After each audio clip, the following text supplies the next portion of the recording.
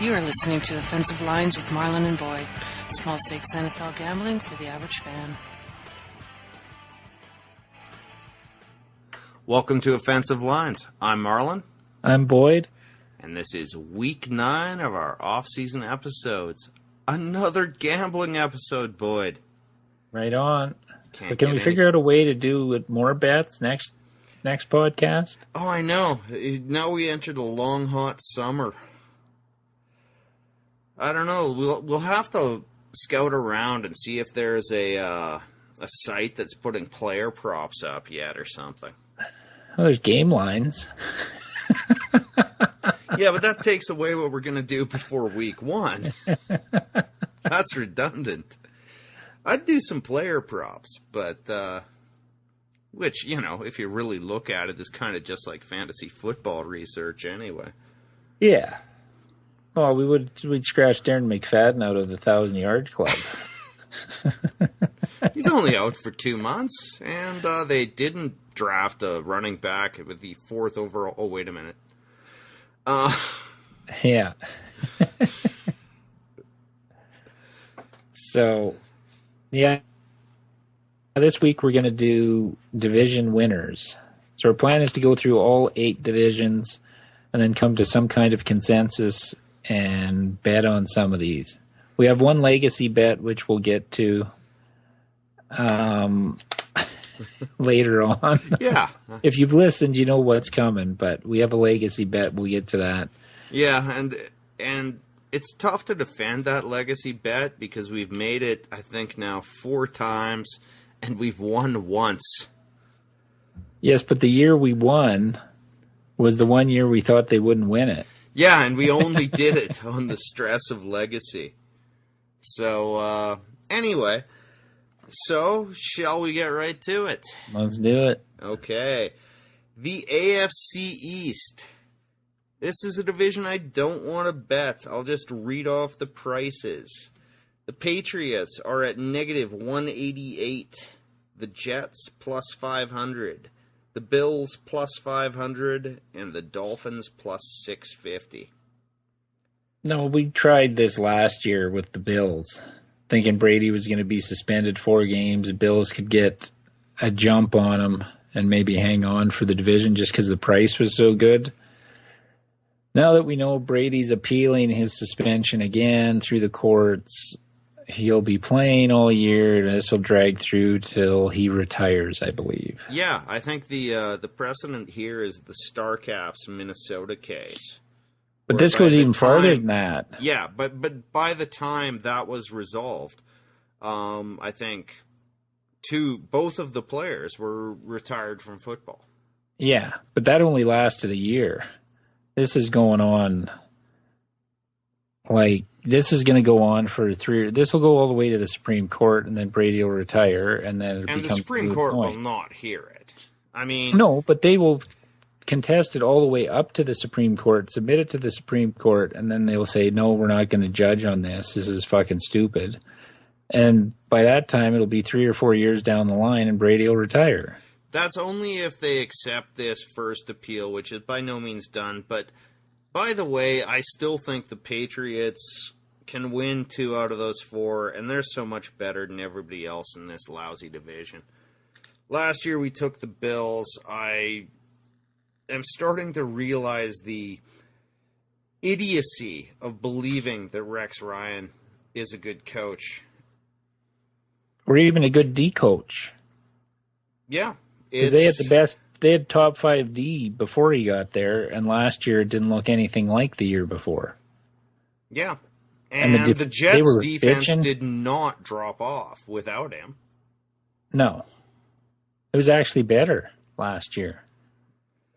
So I'm off that bandwagon, and I'm certainly not going Dolphins. And the Jets themselves, they're not good enough to beat the Patriots. Not in the regular season.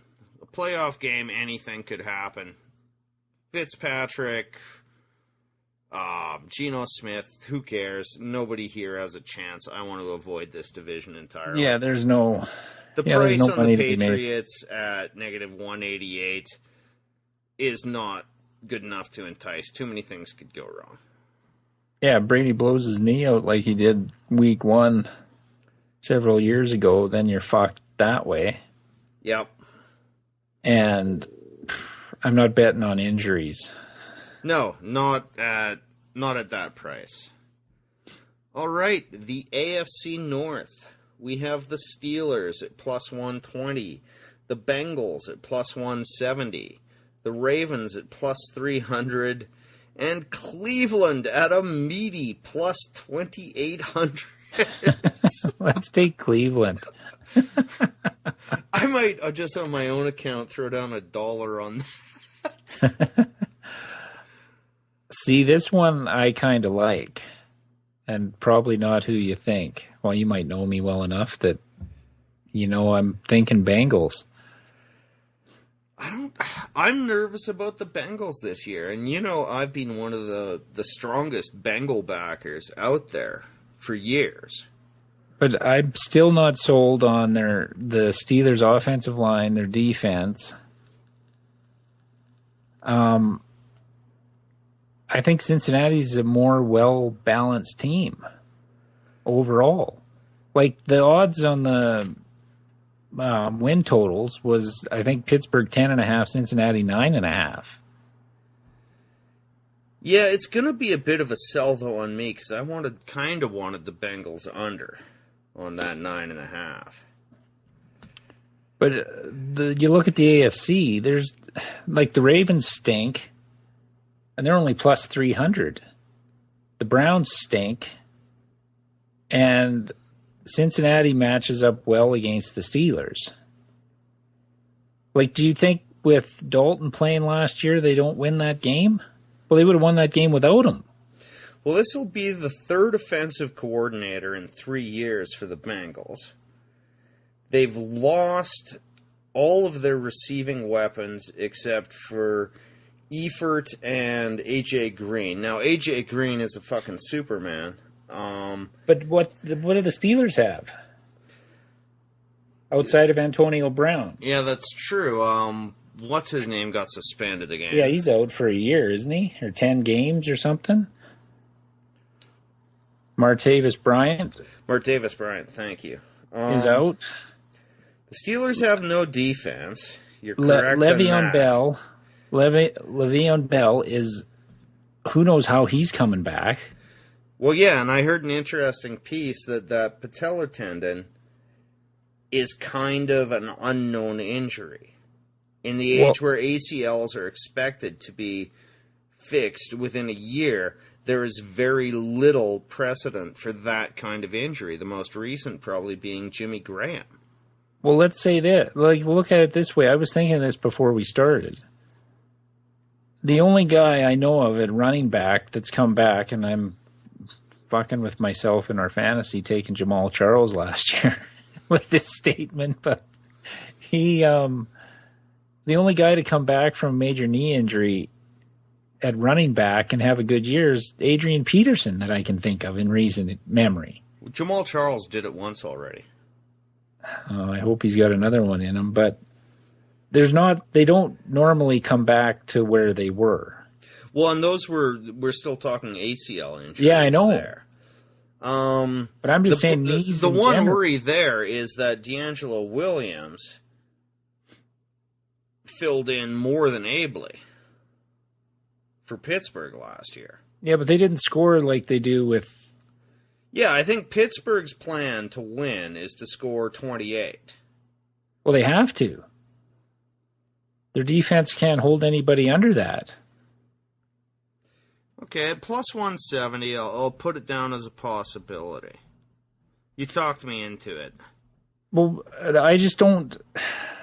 Like, yes, Roethlisberger's good, but Pittsburgh reminds me of New Orleans a few years ago, where they were getting all the love, even though they weren't that good. And maybe with Hugh Jackson gone and some of the complementary receivers who weren't that terrible, like Marvin Jones, gone from Cincy, they'll go back. Last year, they did not use their two-pronged running attack well at all. No. They never seemed committed to it. Hill fumbled a few times early, and they tried to Belichick him and kind of yank him, but then they still didn't throw the ball to Gio Bernard much. So maybe this will require him to focus. All right, you've made a good argument. Well, and the other thing I was going to say about Cincinnati, we didn't know any of those other wide receivers either. They had no big-name receivers outside of Green 2 years ago. Jones, Sanu, who I believe is gone. Sanu was a good complementary piece. I mean, every secondary receiver gets better when you've got an A.J. Green there, right? But we didn't know them before they started producing, is what I'm saying. It wasn't like they were first-round picks to complement Green. So what's to say they can't replace those guys with other complementary pieces? Like, if you run a decent offense and you have any kind of talented wide receiver, you're going to get open because Green gets all the attention. Yeah. And so if Green was gone, I'm still something of a Dalton believer. He's at least an above-average quarterback. And this team has talent most everywhere. Now, the suspension to Perfect. It's 2 games? That is going to hurt. Yeah, okay, you've made a strong case. In that division, it comes down to who you beat in the division. Basically. You win 5 out of 6. You win 5 out of 6 in the division. You should probably win the division. Because I just don't buy Baltimore as a threat, even though they're only plus 300. I don't know what they've done to improve anywhere. They've cut more guys than they've signed, I think, this offseason. So I think Cincinnati's better than Pittsburgh. I don't know. Maybe I'll be proven wrong, but over the last couple of years, since he's been as good or better than Pittsburgh. Well, yeah, I mean, go back and check our playoff recap, and since he was the better team in that playoff game. Now there's a rule that'll stop Joey Porter getting on the field, which was always there. They just decided to ignore it for Pittsburgh. That was fucking brutal. Should have been offsetting flags at least in that game. Well, if they say they want to, and this is in general altercations, penalize the instigator, doesn't Joey Porter become the instigator there by walking on the field? Yep. So there should be no goddamn flag on Pac-Man. Just saying. Still I agree. We won the bet, too, so this isn't just gambler's anger. It was bullshit. All right, that's a definite possibility. Next up, we have your division, the AFC South. I don't want to touch this one. I'm going to make a bit of an argument. Oh, well, I know who it's for, but... Yeah. We have Indy at plus 110, Houston at plus 220, Jacksonville at plus 320, and your Titans at plus 1,000. You know it. Yeah, Houston. your team of love. All they need is a marginal quarterback. They've got one of the best receivers in football. Their running game still finds a way. Their defense, I know it's thin behind Watt, but it still is 10 times stronger than any other defense in this group. Yeah, I know, but they squeaked in a division win last year with Andrew Luck sitting on the sidelines for 10 games.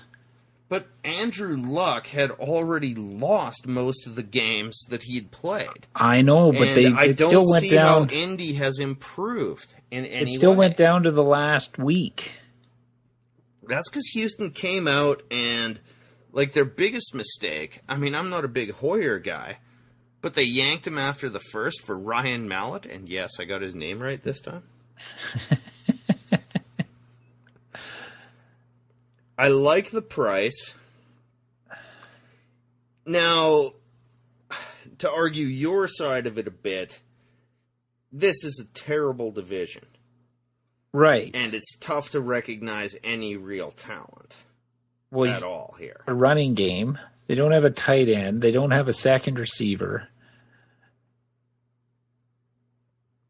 I don't know what their secondary is going to look like. I don't Is know. 220 enough to try to pick the best of the worst? Yeah, all right. You know what? I'll withdraw that. Well, don't just let me look at their schedule. I want to see who they're playing outside of the division. We play the NFC North. Oh, geez, I pulled up ESPN. Easy I thought outs in the NFC North. Is it bad when you open up ESPN and Arnold Palmer's on the front and I'm thinking, is Arnold Palmer dead now too? Oh, good Lord. It has been that kind of year, hasn't it? I actually, no, I had the same kind of moment earlier. I was watching the news and I heard the words Willie Nelson and I just thought, oh, please, no. It's been a weird year. But just off topic a little bit while I'm waiting for this to load, I was talking with my wife about like who would be the next big icon that the world would react to, like Prince or Muhammad Ali.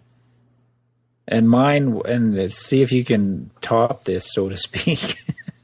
Paul McCartney was mine. Oh, no, you can't beat that. Beatle. No, you can't beat that. And then I had Jagger. Richards I would actually put above Jagger. I think he's more beloved. Yeah, Paul, I had him in there too. I don't know what order, but McCartney was my one, and I didn't even think of Willie. I think Willie Nelson honestly is huge. Oh yeah, but I've never been into country music. He didn't even cross my mind. Okay, here's Houston's schedule. Chicago, Kansas City, New England, Tennessee, Minnesota, Indy, Denver, Detroit, Jacksonville, Oakland, San Diego, Green Bay, Indy, Jacksonville, Cincinnati, Tennessee. But Indy's is going to be roughly the same. Well, no, see, I think... Okay, 220, here's kind of why I was willing to back off. 220 is not a good enough price when there isn't that much differentiation between any of these teams. Detroit, Denver, San Diego. I don't know that Tennessee is significantly worse than any of these teams.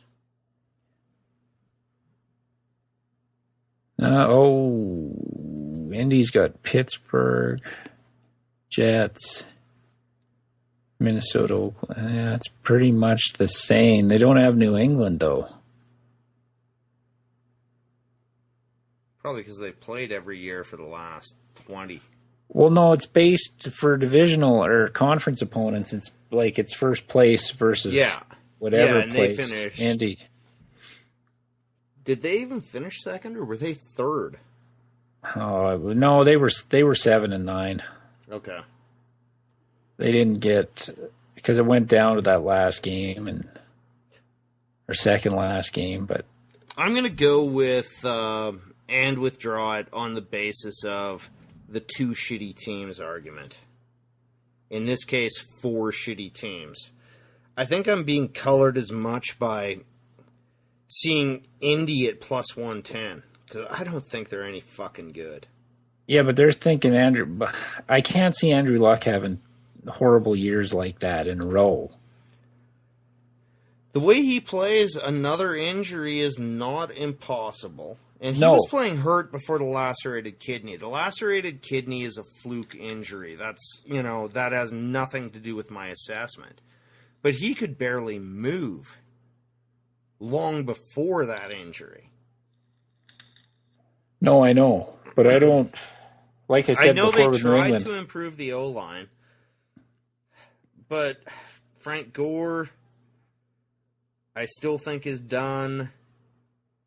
They lost. Did they not lose their tight end? Yeah, Fleener. Fleener's gone. Yeah, he went to New Orleans, didn't he? Yeah, somewhere like that. But I just... No, but you're right. I'm I'm bowing out on this, on the shitty teams argument. Like, Houston to me is Cincinnati. Like, Pittsburgh has a decent team, and so does Cincinnati. Like, Houston got destroyed in the playoffs. They got shut out, did they? No, they got a touchdown late. Yeah, but Hoyer went Carson Palmer or Jake Delhomme, whichever you prefer. But Osweiler is essentially rookie quarterback. But with a solid defense, like, he showed enough to not be Hoyer, I think.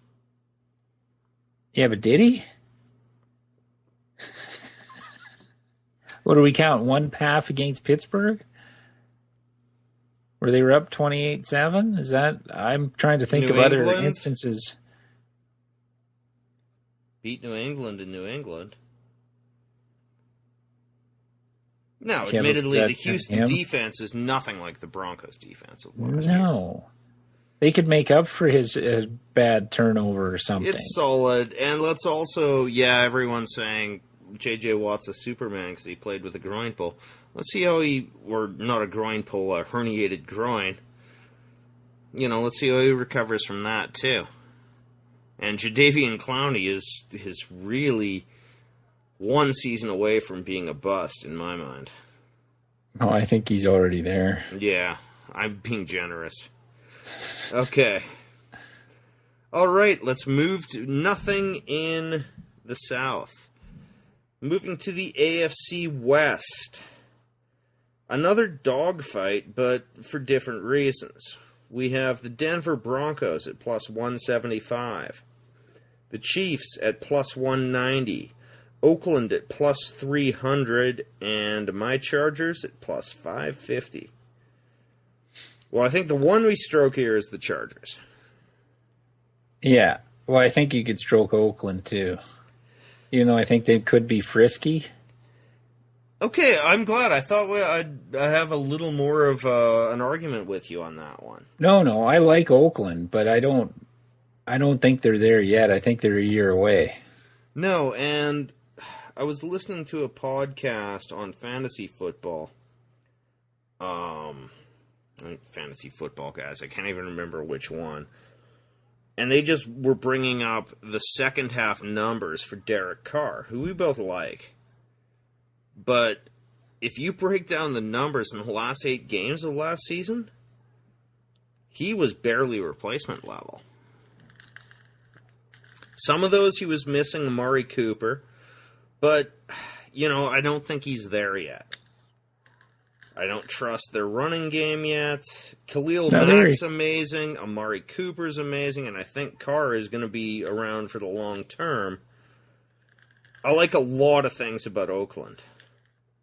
No, they're a year away. Yeah, if it progresses well. That said, I don't mind the Chiefs at plus 190. No, if it was me setting the odds, I would have made the Chiefs the favorite. Me too. I mean, Denver's defense has lost people. There's some sort of war going on that Denver is not going to win at, particularly with the absurd contract signed by Fletcher Cox. And I never mind seeing players get paid, but really? Fletcher Cox? I don't see him being that good. You? No, well, he's good. Yes. But he's a very good defensive lineman, and I know they're at a premium. But he's going to have 50 or what is it, 25, 30 million guaranteed by March 2017? It's a ridiculous number. 58 million guaranteed by then. Yeah, it's a ridiculous 58 number. to 63 million guaranteed at that point. 30 million guaranteed at signing, which that number I don't mind so much, right? You got to keep the guy around. But the way it's structured, they cannot cut him for 3 years. His cap hits are absurd. Well, and that's how Von Miller's going to get paid. Now there's a precedent set. So Yeah. Von Miller's like, okay, now you got to pay me. Even though linebackers are much less rare than defensive linemen. Yeah, but linebackers like him, how does Denver let him go? Oh, I know. But their release of what they offered, I thought was pretty amateurish. That's John Elway. Yeah, well, and that's why I think this is turning into an ego war like we haven't seen since the Vincent Jackson Lord of No Rings in San Diego. Well, I just don't... I like Denver's defense. We rode it to the Super Bowl last year. Yeah. But how can you expect them to play at the same level next year? Missing Malik Jackson. But just even if everybody came back, like, you still have Mark Sanchez and I don't know who else behind him. And they're taking it to mean that, okay, because Peyton Manning couldn't throw and he managed the game, Sanchez can still throw. Is he going to manage the game? Defensive touchdowns are not a replicable stat either. No, look at the Saints the year after they won the Super Bowl. They got every turnover the year they won the Super Bowl. Fuck, it was ridiculous. Yep. And so did the Broncos. Every ball that hit the ground, they somehow seemed to fall on it. Or scoop it up and run it in for a touchdown. Well, no, but even the Pittsburgh game in the playoffs. Yeah. They get a turnover with 7 minutes left to win that game. And podcast listeners realize that what a huge fan I am of Wade Phillips. But here's an interesting thing about him, is when he comes into a team, the jump in defense is absurd. It'll go from 20 to 2. But there are swiftly diminishing returns on Wade Phillips' defense. Now, I'm not blaming that on Wade Phillips. It could just be that the defensive players suddenly outperform and move on to better deals elsewhere. Like, I don't know the reasons, but his defenses swiftly decline. They're always still good, but they're never as dominating as they are the first year he is in town. See, you need to look at what era did the decline, like, was it in the after free agency was in play? Yeah, no, I'm talking like relatively recent history.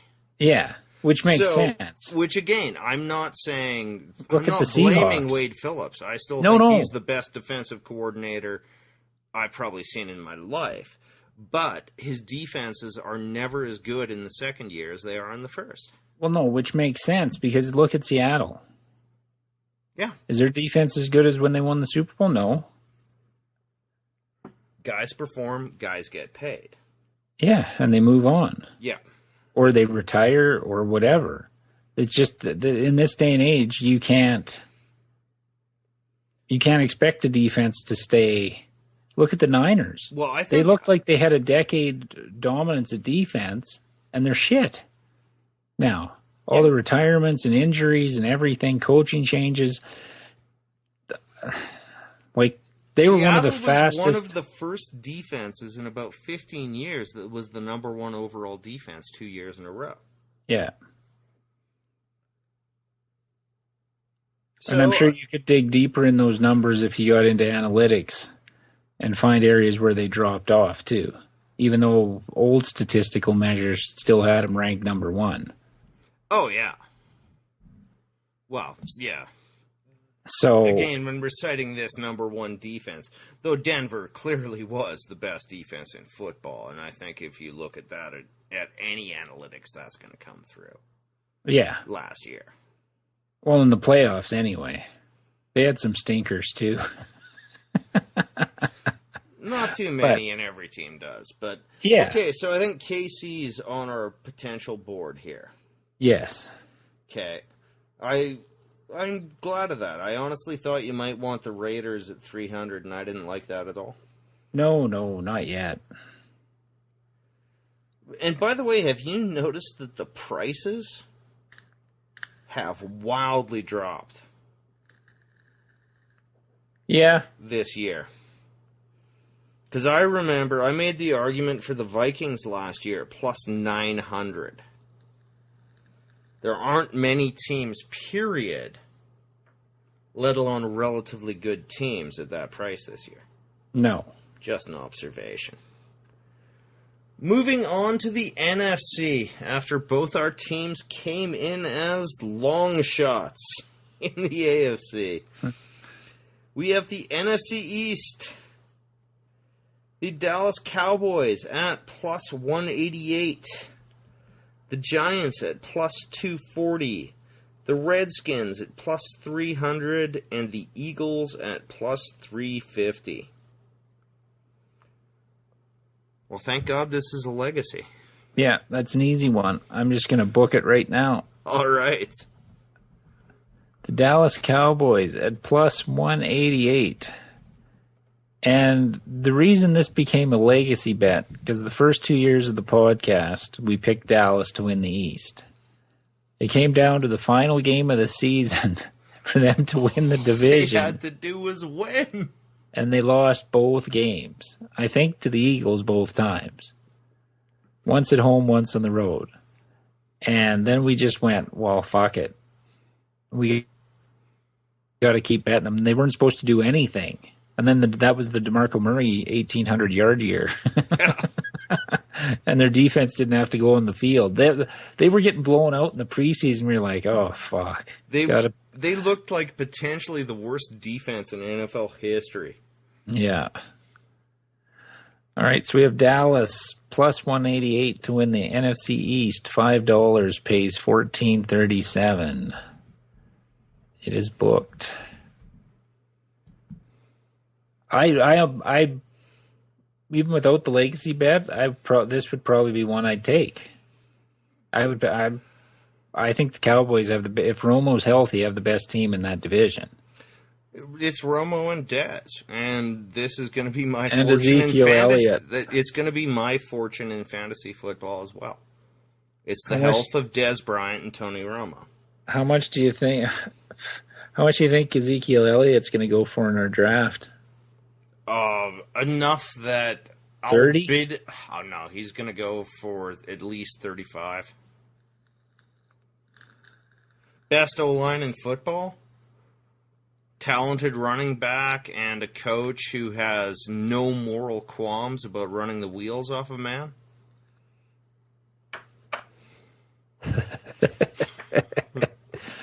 Well, that's what they drafted him. Cheaper than Murray, basically the same kind of running back. And with DeMarco Murray being out for 2 months, shattering his elbow. No, Darren McFadden. Darren McFadden, sorry. With him like, out, what? There isn't even anyone to spell him now. So that's why I think the number is going to be so huge. I won't be able to play in our auction this year on him, but I might. It might be worth a run. I got a sleeper at wide receiver With Amari. Yeah. Oh no, for the next round of bidding. for the draft. Yeah, Okay. he who shall remain nameless till the very I'm last in the league deep, with you, so last deep dark depths of the draft. He won't even come up. I don't even have to worry. we'll go horse racing. I'll get it out of you after No. a few beer. And he's going to be a starter too. That's the good thing. Okay.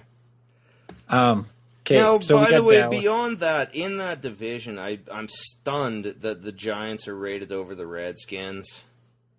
Not a believer in Cousins, but Well, what if the Giants done to change coaches? Is that, or because they lost so many close games last year, their defense is a so mess. great. Defense is a mess. They have no Cruz practiced for the first time in 8 months. Today or yesterday. Running game, who the fuck knows? Defense is Nothing that I'm horrible. aware of in the running game. Defense was horrible last year. I don't know they've improved that much there. Well, who did they get from Vernon Oliver is going to fix all that?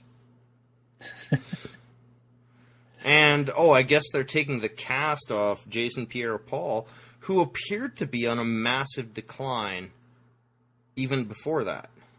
Yeah, it's... Anyway, I just think Washington is frankly more intimidating than the Giants and the Eagles. Who the fuck knows? They're spending money like crazy. Yeah, they don't look any more organized now without Chip Kelly calling the shots. No. Cap-wise, they're fucked. But it's like, what, a 9-7 team almost always seems to win this division, with the exception of that Cowboys run on DeMarco Murray's back. Yeah. And I think they do the same thing this year. They'll probably get to 10 wins with Ezekiel Elliott running. Yeah, they have no pass rush to speak of. But if they can keep the defense off the field, why not? Well, I think that'll be their goal. The same kind of strategy. Because if you can set up the run when you have Des Bryant and Romo with the play action. Oh, yeah. And they still have what's-his-nut at tight end, Romo's favorite target. Yeah, I mean, he and Gates, they just... I don't know how they get open, but they do. Yeah. And Des Bryant, it wasn't long ago he was just an unstoppable touchdown machine. He leapt better than anyone. I mean, I'm worried about the foot, but he's still Des fucking Bryant, which is why I have him on my team. Okay. The NFC North. We have the Green Bay Packers at negative 150. The Vikings at plus 180. The Lions at plus 1100. And the Bears at plus 1200. Well, is Jordy Nelson going to fix the Packers? I don't think so. Is Eddie Lacy being 15, 20 pounds lighter going to fix them? No. And I think the one thing that isn't changed much is that Vikings front seven is fucking murderous. Yeah, I'm right along with you on this one. This isn't a Teddy Bridgewater vote. This isn't an Adrian Peterson vote. This is an inclination based entirely upon defense and pass rush. Yep. What they won with last year, and Zimmer is working the same magic he did in Cincinnati with that defense. He was the one that put the Cincinnati on the map. Oh, yeah. Again. Absolutely. And he's doing the same thing in Minnesota. Man. Minnesota watching, there were moments when I was just truly terrified for the quarterbacks' lives, particularly in that Chargers game. I swear they were on Rivers before the ball got to him. And it was 4 of them. They just swarmed. And I know the Chargers had a brutal O-line, but they didn't look like that against any other team, including Denver. Yeah, and Green Bay's offensive line was a mess last year. And the Vikings won it last year. Yeah. And Bridgewater is mediocre and marginal, but he's good enough. I don't think Aaron Rodgers can fix everything, and I don't think Jordy Nelson. They've got no other receivers beyond Jordy, and that was exposed last year. Well, Randall Cobb was good complimentary, but that's when you find out if a guy's a complimentary or a number 1. And loud and clear, he's a number 2. Yeah. So it's not a great price. No, but if Jordy Nelson can fix everything they've got, I'll gladly submit my $5 to bet 365. I just don't think he was all that was missing. And by the way, I don't think the Lions and the Bears are actually pushovers. No. The Packers are going to be battle-tested just dealing with their own division. The Lions had a great defense last year. Yeah. They shut down Green Bay twice. And I still wonder about, we talked about how losing Kelvin Benjamin, Johnson? we think... Kelvin Benjamin. Calvin Johnson, okay, I dropped into our when we can't remember his name. That's terrible.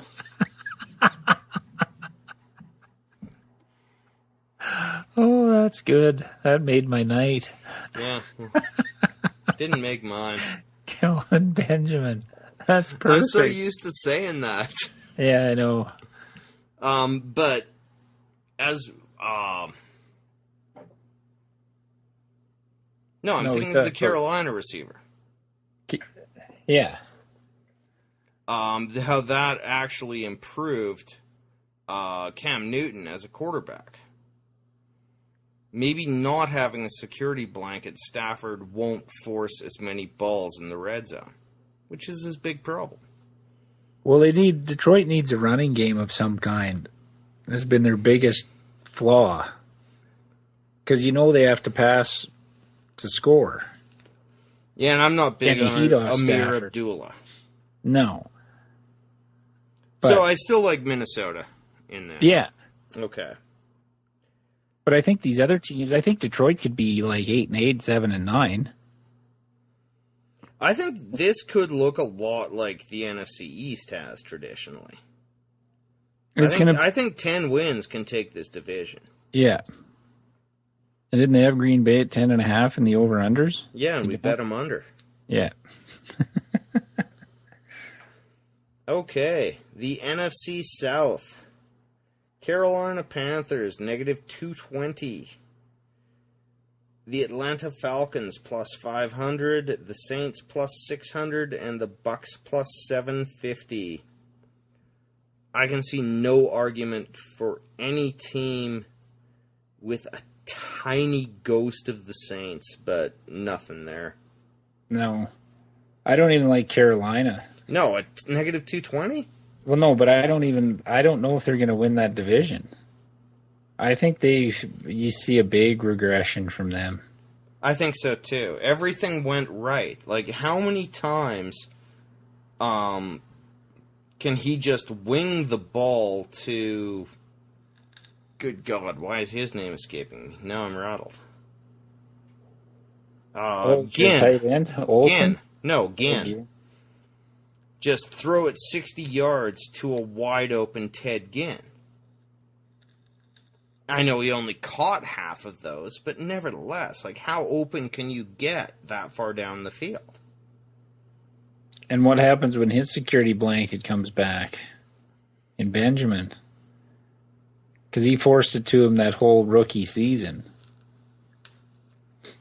The running backs are getting old. And Jonathan Stewart has foot problems again. Never the healthiest guy. But he had foot surgery recently. Yeah, I don't... They're the biggest division favorite, by the way, on the board. Well, that speaks more to how shitty the rest of the teams are, I think. Because I think if Carolina gets 10 wins... Yeah, it's interesting. The bottom of that pile is only +750. Yeah, when the other teams were... But that goes to where I was... We did take Tampa Bay over, didn't we? Let me check. I've got the... Yeah, we did. Yeah. Yeah, we took Tampa over 7.5. So, yeah, it's strange to me that, like, who the fuck was it? Like, the Bears at +1,200? And the Lions at +11? I mean, I think the Bears, they're not going to win that division because the Packers and Vikings are much better. But the Bears aren't terrible. No, either are the Lions. Like, I'm shocked that the Saints are ahead of Tampa Bay, even. What did they improve on defense? Well, they got rid of Orion. Yeah, but they got rid of him last year and it didn't help.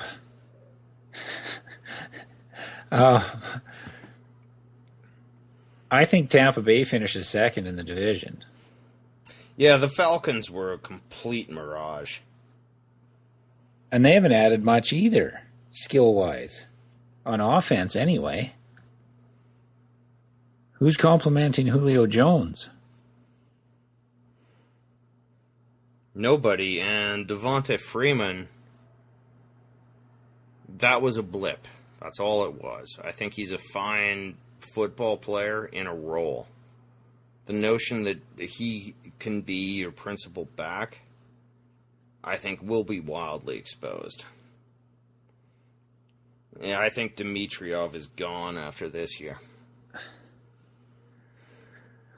Probably. They've changed. And we've got their old receivers coach is our old coordinator now, Robisky, in Tennessee. So we'll see if he can fucking do anything. But no, that division's horrible. No, and the only team, and we've made money. We've backed Carolina to win that division 2 years in a row. We cashed it twice. It's time to walk away from that horse. Well, yeah, they were fairly big underdogs last year, weren't they? The year before, even more so. And even though we didn't have them to win the division, some of our best winners the previous years were when we realized they were actually pretty good early on by fighting Seattle tough, and that turned into a nice little team we rode 3 years ago. So, we're finally stepping off the bandwagon. Well, it's not even off the bandwagon. The price just isn't there. That's true. They still should win the South. No, I'm still picking them to win the division. I just think Tampa Bay will finish second. I think they passed the Saints and the Falcons this year. Okay. All right, and I agreed with you enough last week to bet the over. All right, now and the final division, the NFC West. Seattle Seahawks, -140. The Cardinals, +160. The Rams, +900. And the Niners, +2,000.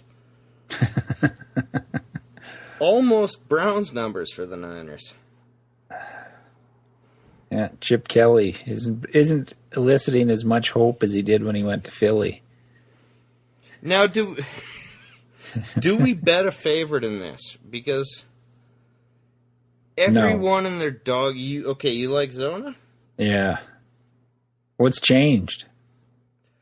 Carson Palmer is broken. I don't know if that's enough. One, he looked terrible in 2 playoff games. That's in his head. Those are the... How many good years has Carson Palmer had? Why does everyone seem to believe that he's really good? Well, he put up really good numbers the last couple of years in the regular season. That's what we're betting on. No. I don't give a fuck about the playoffs. 2 years ago, he blew out his knee again. I don't give a fuck about the playoffs. Okay, so last year he put up good numbers. The previous year he got injured, and the previous year they didn't make the playoffs. Where are all these good years that Carson Palmer's stringing together? There's still a better defense. And then where was he with the Raiders? Where was he with anyone? Carson Palmer sucks shit. Better defense than the Raiders. Or than the Seahawks, sorry. No, his last year with the Raiders, he put up good numbers. They just had a horrible team. Defense is better than Seattle's right now. They have just as good a home field advantage as Seattle. I think the Seattle offense isn't going to put up numbers like it did last year with no Lynch and a running back coming back from a fucking shattered leg. They didn't have Lynch for most of last year, and they put up better numbers without him. Yeah. Oh, we don't have to bet it. I'm not betting the favorite in that one. That's not even worth the risk. At -140, bet $5 to win 3. When they couldn't win the division last year. This all looks to me almost like Green Bay. It's like, okay, we're going back to 2 years ago and rating the Seahawks on that team. No, the Seahawks offense is wildly improved. Their defense is still pretty solid. I think I may disagree with you they there. could throw the ball. I don't know that their defense is solid. I don't know what about, the second 8 games of the Seahawks puts you off. That suddenly without Lynch, there's bad? Their defense. But they won like 6 of 8, and they put up over 30 points a game, and they didn't. Yeah, but their defense was giving up that much too. No, they weren't. They gave up almost 40 to Arizona, 35 to Pittsburgh. They gave up 35 in the playoffs to Carolina. They should have lost to Minnesota, but they didn't. And they only gave up 13 points. That's our Pittsburgh-Cincinnati argument then. No. Yeah, we said Cincinnati should have won that game. It's the same thing with Minnesota should have won that game. You fucking missed a 30-yard field goal. But they only gave up 13 points, and that was like negative 16. I thought you didn't care about the playoffs. Well, they gave up 35. No, but okay. Carolina. Okay. Arizona should have lost the game to Green Bay, who we think is mediocre. And they did get their ass thumped the following week. Well, yeah, by the same team that thumped the Seahawks. But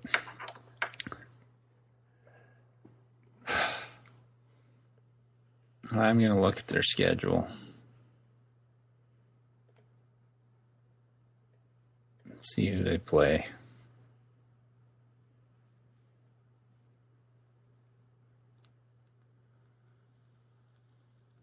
Okay, a big part of my argument here, while you're looking that up, is that Carson Palmer is vastly overrated. He has had 3 good seasons in his career. Yet somehow everyone seems to think that, he'll be fantastic again. Except that he is a known sulker who sulked his way out of Cincinnati, got himself traded to the Raiders somehow, did nothing but sulk there, came to Arizona, performed marginally, got injured again, had 1 good year until he got to the playoffs when he looked absolutely atrocious again. Your Carson Palmer hate borders on your love for the Texans. Oh, no, I hate Carson Palmer much more than I love the Texans. No, you fucking sucking Texan dick for about 3 years. He won the division last year. After I'd stopped loving him. Yeah. No, Carson Palmer's not any good. I honestly do not understand why he is given this reverence. Bruce Arians is an excellent coach, and it's crazy. Yeah, but why are we basing Seattle's defense on 3 years ago? Or even 2 years ago? Their defense is average. Okay, I'll accept it. They're average, but their offense scored an absurd number of points for most of last year. This gets into your Russell Wilson hate. No, I didn't even bring him up. Oh, I know, but you said, they won't be the same without Lynch. They were without Lynch for last year. Let's be honest. Lynch had nothing to do with it. They scored, between Tyler Lockett, Baldwin, the other one. He was scoring points like mad. If running backs are fungible, to use that overused term, they should be able to replace anyone.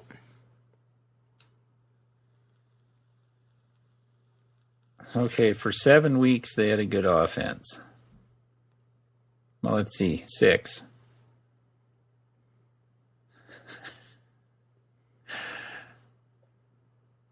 Okay, I support that. Well, okay, they lost to the Rams 34-31. Lost to Green Bay, they scored 17. They beat Chicago 26-0. They beat Detroit 13-10. Lost to Cincinnati 27-24. Lost to Carolina 27-23. Beat San Francisco 20-3. Beat Dallas 13-12. Lost to Arizona 38-32. That's when they started scoring. But they gave up fucking Pittsburgh scored 30. The teams that they beat or lost to scored fucking humongous points.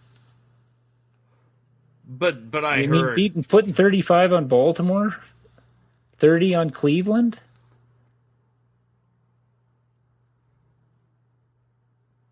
And you can't even count the last game of the season. They had 5 good weeks, and their defense gave up a shitload of points all year. It wasn't just a one-time thing. When you go through who they scored against and who they didn't, the good teams they couldn't fucking score or stop. Their defense isn't that good. Okay. Got Arizona handy?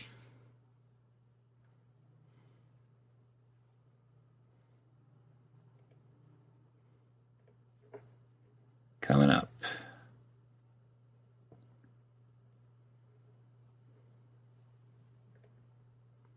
No, I know their offense put up some points, but their defense gave up just as many. Yeah, well, I want to hear what Arizona's defense did.